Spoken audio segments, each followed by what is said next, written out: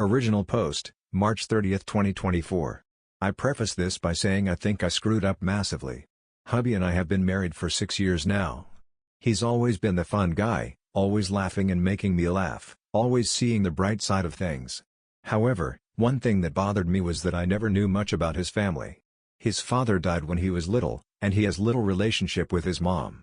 I'll keep this short. 4 months ago, I looked up his mom on social media and found her. I sent a message, and she replied. We chatted and met up. She doesn't live far from us. She knew all about me and her son because she kept an eye on him on social. We became friends and I filled her in with details about our lives. I asked her why hubby went no contact with her. She refused to tell me why if hubby didn't tell me, just said it was all her fault and she's ashamed of it. I proposed to try what I could to help them reconcile and she agreed even if she was reluctant at first. In the following weeks, I tried talking to hubby about his mother and what happened between them. He always changed the topic or shut me down. When my mother-in-law asked me how it was going, I told her things were progressing and I was working on it. Last week I decided to try and have them meet up so maybe we could spend Easter together. I invited my mother-in-law over before my husband would be back from work so we could surprise him. She was a bit unsure about this. She said she wasn't comfortable surprising him like that, but I reassured her. I thought that any emotion hubby could have would be better cooled by a hug. Spoiler alert, mother-in-law was right. Hubby came home, and after the initial shock, he started yelling like I never heard him to her to get out immediately. She just grabbed her coat and stormed out. Afterwards, hubby told me to get out too when I explained what I had done. He didn't yell at me, but his voice was cold and almost emotionless. I've been staying at my sister's since. Hubby won't take my calls. Mother-in-law cried on the phone and asked why I lied like that and never talked to my hubby and prepared him for that. Now she stopped taking my calls as well. I know I have screwed up big time, and I see now what a massive dork I've been. How can I fix this? I want to apologize to hubby for what I did and maybe find out why his mom is dead to him. Relevant comments. Comment 1. You're a manipulative liar with no concept of boundaries. You're staring divorce in the face and still want details on a situation that has absolutely nothing to do with you. You know you're a despicable person when even the estranged mother wants nothing to do with you. Grow up.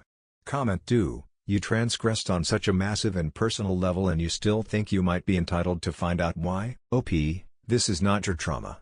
Your husband is an autonomous adult who is allowed to set his own boundaries, and if you couldn't trust his ability to make good decisions in that regard you should not have married him. Instead, you meddled and undermined and completely violated his trust. He trusted that you would act like a partner, not an overbearing matchmaker who didn't believe him about his own lived experience. You don't have to know what happened. It is not your place to judge whether it was bad enough. It does not matter if you ever understand. All you ever had to do was trust him, and you demonstrated you have no interest in being that sort of spouse, and so it serves you right if you lost him. Comment 3. Ask your husband to go to marriage counseling. You betrayed him big time. He may never be able to forgive you.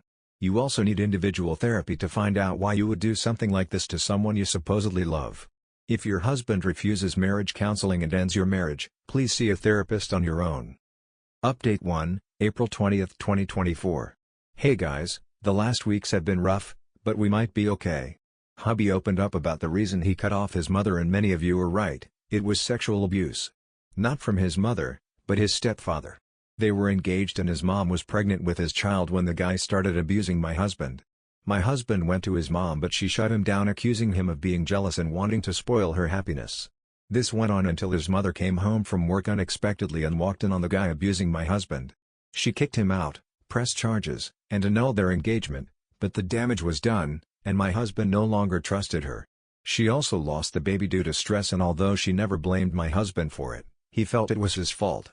All this felt like a gut punch for me, first for what he went through, and then because now I am the person who shattered his trust. He said he did consider divorce over this, but pretty bluntly said that he thinks my actions were out of stupidity rather than malice, and he wants to work things out. I am committed to do my best to become a better and safer partner for him. I know I have this stupid and selfish tendency to think that I often know better than him, but I have to get over it because it hurt him massively and almost imploded our relationship. I don't want to be another person he trusted and ended up hurting him.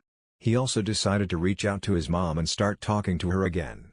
He's not sure they can repair the relationship, but he wants to for both of them to find some closure. Relevant comments. Comment 1. There is zero reason for him to repair the relationship with his mom. I hope he gets the closure he deserves. I happen to remember your original post, and I still don't know if you fully grasp what you did wrong. Comment 2. Just so you know, this is not something that will be fixed in the next few weeks or months. This is going to take years for you to regain his full trust and love again. I hope you've put yourself in therapy to work out why you put yourself first here and not his wishes. Comment 3. You need to put yourself in therapy. Your level of boundary stomping and dismissing your husband's feelings, along with your admission that you often think that I often know better than him, shows you have issues that you need to address in individual therapy. You need to understand that you don't deserve his consideration no matter the reason for his estrangement with his mother. Whether you think it's justified or not. You seem to have some narcissistic tendencies, and you need to get that addressed. A mentally healthy person would never do this. Update 2, May 13, 2024. Hello everyone. You can find the rest of the story in my previous post. My husband is doing better, and our relationship is slowly getting back to what it was. I know it will take a lot of time to repair the damage I caused, but I am willing to give him all the time he wants and do anything he asks of me. The bitter irony of this whole story is that he told me he had been thinking about reaching out to his mother, but on his terms and time. By going behind his back, I almost destroyed the chance of reconciliation and imploded our marriage. I am working on myself and will start seeing a therapist next month, so I never do something like that ever again, and more importantly, never betray his trust ever again. Also, with my husband's knowledge and consent, I apologize to my mother-in-law for leading her on with false promises, and she has forgiven me. As for him and mother-in-law, they started talking to each other, have met a couple of times in public, and yesterday my husband invited her over for dinner so that, in his words, we all can try to start over properly. She's a very sweet woman and she's eager to reconcile with him and get to know me. My husband said that for now, he wants all of us to get a bit used to each other, then he and mother-in-law will get to work on their traumas, his words. He says she's not the villain in what happened, but he needs to come to terms with her poor decisions and his own feelings of guilt for her losing her baby. Mother-in-law, on the other hand, is very apologetic and extremely sorry about what happened, in my husband's opinion, sincerely so, and doesn't blame him at all for the miscarriage. As for me, I just sit aside and do my best to rebuild the trust with my husband and become a better and safer partner. He started being affectionate with me again and we are no longer on thin ice, but I can't stop thinking I almost lost him because I thought I knew better than him. Relevant comments. Comment 1. I remember your story, and I hope you appreciate how lucky you are to be given a second chance. You know you screwed up when both your husband and the estranged parent are upset at you for what you have done. It seems you all are on the road of reconciling, but never forget that your short-sighted actions could have nuked any possibility of them reconciling and your own marriage. Be thankful you were given this chance, don't screw it up, and although your husband and mother-in-law have forgiven you for breaking both their trusts, it will take time to rebuild their trust for you. Story 2. My wife friend-zoned me and wants a platonic companionship. Original post, May 7, 2024. My wife, 35 female, and I, 35 male, have been married for 15 years and we've been together for 20 years. We have 2 kids, 12 and 14, we absolutely adore and work tirelessly to provide the best possible life for them. For the past 3 years, things have been somewhat bumpy. I understand that our kids are at an age where they require a ton of our attention and resources with school, band, club sports, and other extracurriculars, and I'm aware of the physical and emotional toll that can have on marriages. However, for these past 3 years, my wife and I have had very little intimacy and very little sex, and we've been trying very hard to work on that aspect of our relationship. This past year has been the most difficult and by far the darkest year in our marriage. We didn't talk very much, we essentially became roommates co-parenting our kids under the same roof. It was very depressing and very demoralizing. It was to the point where we began contemplating divorce, and it became very dark and gloomy in the household because of that. We began seeking help with both individualized therapy and couples therapy, and it seems to have helped some. Little by little we started to get along and started to have deeper conversations about what our marriage looks like and what we would love for it to look like. This is where it gets tough. As time passed, my wife started to tell me she no longer was in love with me, and that she only saw me as a best friend. That she only loved me in a very platonic way, and this was one of the main reasons she didn't have any desire for intimacy and let alone sex. This was very shocking to me, and quite frankly, I was devastated. I became angry and depressed, and I couldn't fathom the thought that I was no longer wanted or desired by the person I felt completely in love with. Things began to deteriorate again, and not long after, we were back to square one. I sat down with her one afternoon and had a heart-to-heart and began to ask questions about where the root of this problem lies, and her answer was, "I don't know," and that, "I have built up resentment towards you but I don't know where it stems from." As you can imagine, this provides very little to no insight into how to approach this. I'm puzzled, I'm frustrated, and I do not know what to do at this point. Currently, we've arrived at a place where she says that she has no sex drive and no desire for intimacy or connection. She says that all she wants is simply companionship, which basically means our co-parenting roommate dynamic. I asked her what I could possibly do or what is it about me that is so unattractive or undesirable, and her response is always I don't know. She stated that she does love me, but it's not the same. That she has been feeling disconnected for years and that our marriage just takes up too much work. Her focus is only the children for now, and that my co-parenting contributions are meaningful to her in our home. I'm at a loss and I'm mainly venting about my frustration. It's tough to realize that the person you love has no feelings for you. I feel like at this point I'm only here to contribute financially and as a parent. I feel like what she means by companionship is that she's comfortable with the convenience of having a good father for our kids and my financial contribution to the household. In regard to intimacy or sex, she basically told me that it's not something she's interested in or wants at this time. She mentioned that the only way to get to a point for any of that is to be intoxicated, which I believe is incredibly awful and very wrong. I told her I do not think forcing herself to have sex or be intimate by drinking or smoking is good, and I declined to be a part of that, which to my surprise, it upset her and made her more distant. We're both extremely honest and transparent. We've never cheated on each other, and we are always free to look through each other's phones, emails, socials, etc., and we hardly ever do. I asked her if there was someone else and she declined. Honestly, I believe her. We then peacefully went through each other's things and as expected, it was clean. We've always been very forward, even with the hard topics, so I don't smell nor feel any foul play or infidelity. Am I wrong for declining to only be intimate or have sex when she's intoxicated? I'm firm on my stance of not partaking in this, only when I'm high or drunk, sex because it doesn't sit well with me. I do not know how to help our situation and I'm starting to become a bit anxious and desperate. We're both fairly young and healthy individuals and good-looking. We both have good standing careers and are good parents. I'm just not sure how our lives could have driven us to this point. I'd love some outside perspective on this matter and some insight on how to address something like this. It feels so awful to be unwanted and undesired by my own spouse. I hate it. TLDR, my wife of 15 years is no longer in love with me and doesn't know why, and now says she can only have sex while intoxicated or I need to settle for a platonic sexless marriage, and she doesn't know why that is, but it is what it is and I'm in need of insight or advice. Update 1. May 15, 2024. I wanted to give you guys an update on how the therapy session with my wife went this week.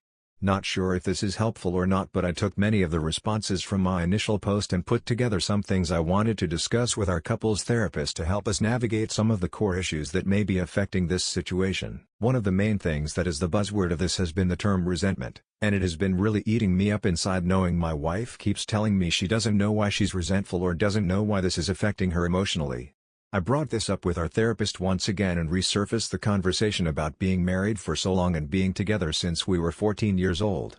Our long history of growing up and how having children when she was 19 years old significantly changed the trajectory of our lives. We experienced severe poverty and many hardships in the process, and we essentially had zero social life for the past 10 years because we were so busy raising babies, 2 kids now ages 12 and 14. She followed up with tons of questions directly, mostly at my wife about her feelings towards this, and 90% of the responses were very our kids focused. It definitely felt like she was afraid of saying yes it sucked, because she would feel guilt or shame because it would imply she regrets the kids. I mentioned this in the session and the therapist encouraged her to look at this outside of the lens of being a mother and to try to view it a bit more selfishly and individually, and it was very eye-opening. My wife mentioned that she was very frustrated with the fact that we did miss out on many things in life. She also was very clear in saying, I do not think I missed out on other partners or dating or partying, but I certainly lost all my friends. This was huge because one of the big pieces that has caused a strain in our lives is how silent and isolated we've been, again busy raising kids. I followed up by reminding her that it's important to have good friends and to make time for herself and her friendships. For the past 3 years, we've had multiple conversations about friends and how it is important to have them in life. Especially when you have similar peers that can help in many areas of life that perhaps we have no experience navigating, and even simply for enjoyment. It has always been something my wife avoids, even though she's always been someone who needs that external stimuli. The main reason for her not investing in friends or even herself has always been the kids. Like I mentioned earlier in this post, 90% of the answers have to relate to the kids to some degree. At this point in our session, I started to feel like there was a common denominator in most of the frustrations and problems she was experiencing. So I simply asked her, "Do you think you may be upset at me because I'm responsible for these kids in the sense that I got you pregnant so young?" I wasn't ready, but she said that she was upset at me for that.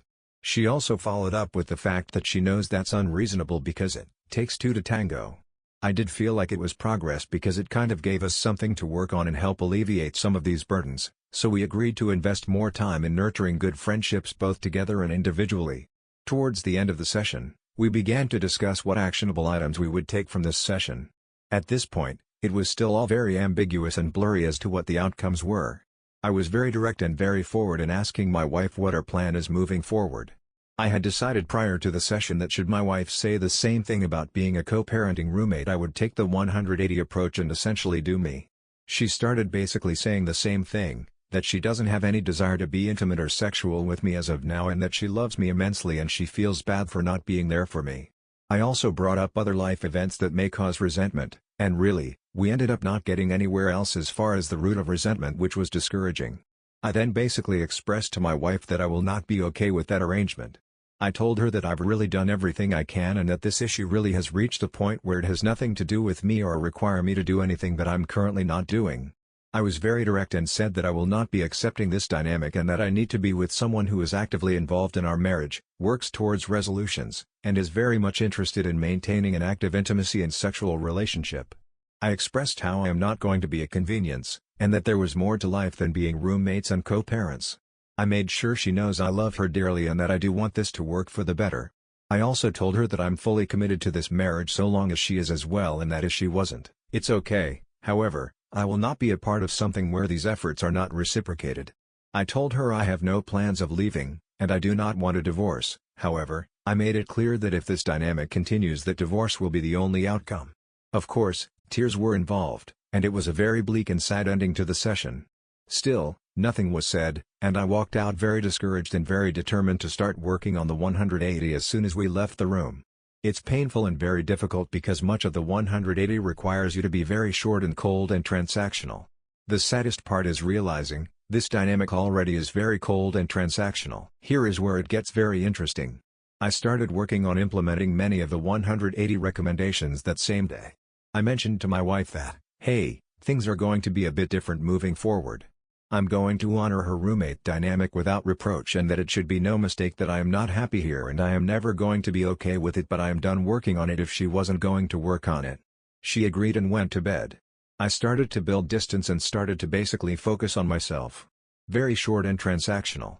She asked for help on some of her personal things to which I declined, and it really shocked her. She was upset saying I was being petulant. I explained to her that she is now fully in charge of her own life and her own issues. We didn't talk all day and we only spoke when necessary. A few days I keep this going and she's very visibly upset and stressed. I typically react to that with gestures of help or nurturing, but I didn't this time. That night she was crying, telling me she's stressed and she thought something was wrong with me because I'm indifferent. I simply listened, then I told her that this is the dynamic she proposed and that I'm simply taking care of myself and focusing on myself. I'm not going to lie, it has been very hard to be cold and distant because, as I mentioned before, I love her, and I wish I could hold her and love on her. However, I know this is somewhat manipulative in a way just to get her way and still keep me in the friend zone. So I've been staying on course. We're now going on a week of this 180 and let's just say, there has been many changes on her side. I think she is starting to realize there is more to me than just friends and co-parenting. I sent her a text a few days ago essentially itemizing bills and separating the financial responsibilities 50-50 and she lost her crap. She basically told me it was out of left field, to which I responded, hey, friends go in 50-50, and as your friend I expect nothing less. This was very eye-opening because it gave me a glimpse of, I'm really taken for granted and how her level of comfort and convenience at my expense is really overlooked. I pushed through anyway and basically told her that this is the new dynamic she asked for and that it's still a bargain because she would have to be 100% if she was on her own. I'll wrap up with this. While the 180 has been working in many different areas, I am still very much sad about the overall situation. There have been many eye-opening statements being said and realizations that have not been pleasant to encounter. It has also sparked new energy and new efforts on her side as well. She's definitely seeking to talk to me more often, and while it's hard to turn down, I hope if things improve, this continues to happen. I've also noticed that she's making more time for herself aside from being a mom, which is huge because she pretty much neglected herself for years. I'm very pleased to see her be more herself. My hope is that as we work on ourselves, the marriage improves. There really is no telling at this point where this will go. We are very much cordial and amicable even to this day, and that's a very good sign. Boundaries are set and expectations are very clear, and I feel that no matter the outcome, I will be at peace with everything that has been done. We're still going to continue the couples therapy until we either rekindle our marriage or end up in divorce. I feel like having this non-biased third party really helps as a witness and as a guide through this. No matter what, I will always love my wife. However, I will not participate in a sexless, intimacy-less marriage because we both deserve better.